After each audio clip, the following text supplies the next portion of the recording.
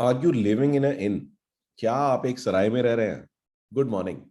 तो ये स्टोरी है एक एरोगेंट किंग के बारे में।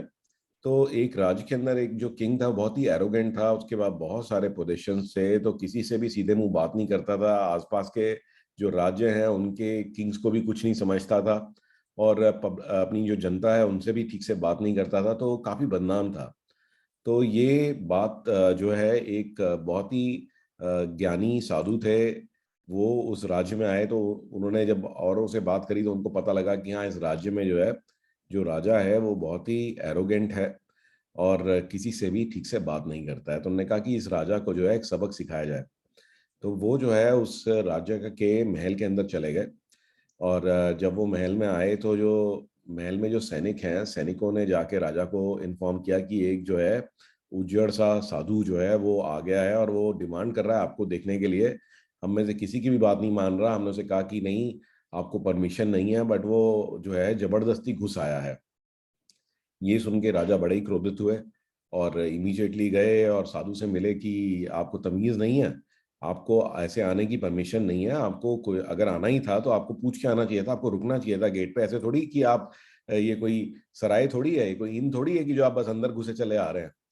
तो जो साधु है उन्होंने राजा से पूछा कि अच्छा राजन, मैं चला जाऊंगा यहाँ से, बट मेरे कुछ सवाल हैं, पहले आप उनका जवाब दो। आपने मुझसे पूछा कि ये कोई सराय या कोई इन तो नहीं है कि जहाँ पे आप अंदर घुसे आ रहे हो। तो मैं पहले ये पूछना चाहता हूँ आपसे कि ये जो महल है, ये बड़ा ही सुंदर महल है, आपको इस पे बहुत ज्यादा गर्व है, तो ये महल किसका था पहले, आपसे पहले किसका था? तो उन्होंने कहा कि भी मेरे से पहले मेरे फादर का था। ये क्या अजीब सा सवाल है? और आपके फादर से पहले किसका था? ये उनके फादर का था। तो मेरे जो दादा थे उनका था। और उससे पहले किसका था? तो कहते उससे पहले जो हमारे मेरे फादर के दादा थे उनका था। तो जो मेरे पूर्वज हैं उनका था। तो वो जो साधु है उन्होंने राजा को फिर याद दिलाया कि भाई इसका मतलब क्या हुआ, आप मुझे ही पूछ रहे हैं कि ये कोई सराय थोड़ी है, तो फिर आप तो यहाँ पर एक मेहमान की तरह ही है ना। इससे पहले कि आप रहते थे, आपके फादर रहते थे, उससे पहले आपके दादा रहते थे, उससे पहले आपके परदादा रहते थे। तो ये जो मटेरियल पोजीशन आपके पास है, जो महल है, जो कि इस पे आपको बहुत गर्व है और बहुत आप जो है एरोगेंटली बिहेव करते हो सबके साथ में, तो एक्चुअल में आपका थोड़ी है। आपके बाद में आपके बच्चों का होगा। तो ये कोई अपने साथ थोड़ी लेके जाओगे तुम। तो ये सुन करके जो है फाइनली जो राजा है उसकी एरोगेंस टूटी और उसे समझ में आया कि ये जो भी मटेरियल पोजेशंस हैं ये टेम्पोररी हैं।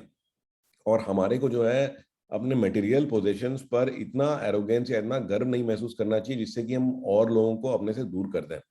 तो एक छोटा सा कोटेशन भी मैं पढ़ना चाहूंगा कि no one is going to stand up at your funeral and say that he और she had such a amazing car, amazing shoes, amazing home. Okay, don't make life about stuff. तो कोई भी जो है आपको आपकी चीजों की वजह से, आपके पोजीशंस की वजह से याद नहीं रखेगा कि जो चीज आज आपके पास है वो कल किसी और की होगी और आपसे पहले किसी और की थी। राइट? तो एक छोटा सा टेक टिप मैं आपको दिखाना चाहूंगा। ये एक अमेजिंग वेबसाइट है, इसका नाम है pdfcandy.com। तो कई बार ऐसा होता है कि कोई पीडीएफ फाइल आती है हमारे पास में और हम उसे वापस कन्वर्ट करना चाहते हैं एडिटेबल फॉर्मेट में। जैसे कोई पीडीएफ आई, वो वर्ड से पीडीएफ बनी थी, तो आप उसको वापस वर्ड में कन्वर्ट कर सकते हैं। और ऐसे ही जो है आप जो है किसी इवन एक्सेल फाइल को भी, जैसे कोई किसी ने कोई एक्सेल फाइल बनाई तो देख रहे हैं, तो एक्सेल को पीडीएफ में कन्वर्ट कर सकते हैं और वापस जो है पीडीएफ को एक्सेल में भी कन्वर्ट कर सकते हैं। तो आपको बस यहाँ क्लिक करना है और उस फाइल को अपलोड करना है और ऑटोमेटिकली आप देखेंगे कि मल्टीपल फॉर्मेट्स यहाँ पर अवेलेबल हैं। आपको पीडीएफ को कंप्रेस करना है, कट करना है, तो बहुत ही अच्छी साइट्स है ये पीडीएफ को मैनिपुलेट करने के लिए। तो आई एम श्योर, मैं काफी यूज करता हूँ इसको, आप भी ट्राई करके देखिए, आपको पसंद आएगी।